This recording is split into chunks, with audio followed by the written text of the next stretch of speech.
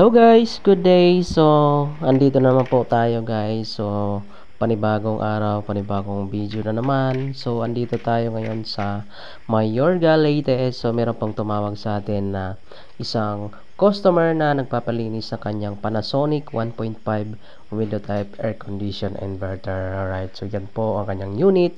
So, nung binaklas natin yung cover ay grabe, ito po yung tumambad sa atin. Ayan, so sobrang dumi na po.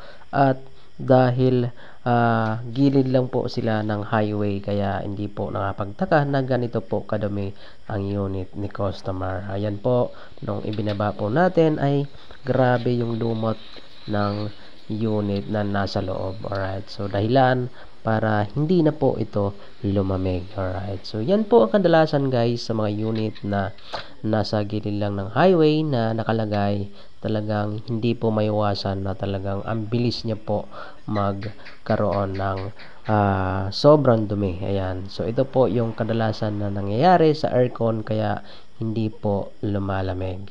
Alright, so yan po ang kanyang PCB sa kanyang control at ito ay babaklasin po natin. Kasama na rin po yung kanyang motherboard dahil ito po ay isa sa mga iniwasan para hindi po mabasa. Dahil kung mabasa po ito ay magkakaroon po ito ng error or problema at hindi po siya lalamig. Kaya SOP ay tinatanggal po natin ito para maging safe po ang ating mga parts na hindi kailangan mabasa. Ayan, so binabaklas po natin ito isa-isa kaya medyo po may katagalan po pag naglilinis ng inverter. Alright, so yan po ang isa sa steps na ginagawa muna natin.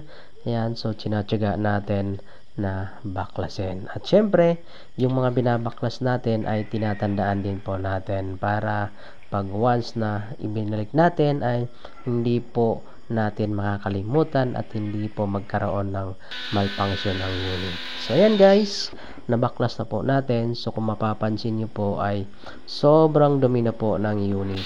Ayan, so mas maganda po kasi yung binabaklas po lahat isa-isa para malinis po natin maigi yung unit at magmukhang bago. Alright, so yan po ay pinaghiwa-hiwalay na natin yung kanyang motherboard, yung fan motor at yung ibang parts na hindi kailangan mabasa. Ayan, so far ready na po ang unit na binaklas natin para linisin natin. Alright, so yan guys, so fast forward, so nalinis na po natin. So maganda po yung pagkalinis pag binabaklas yung buong unit. Ayan, so talagang pinunasan din po natin yung mga parts na hindi pwedeng basahin para matanggal po yung mga alikabok. Alright, so mamaya guys, so asimbolin natin ito. Ayan, so pagkatapos natin mapatuyo o patuyuin yung unit para mai-testing na rin po natin mamaya. Alright, so yan po ang kanyang motherboard.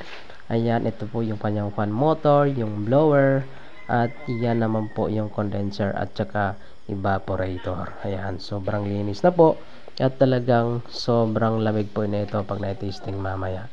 Ayan, so naitabit na po natin guys yung mga fan motor at isusunod na rin po natin yung mga electronic board niya. Ayan, so medyo may katagalan lang po guys yung paglilinis ng inverter kaya hindi po nakapagtaga na medyo may kamahalan din po yung labor pag general cleaning ng inverter dahil unang-una medyo masilan ito at napakatagal po baklasin ng unit na ito. Ayan, so pero nakukuha naman po sa tiyaga.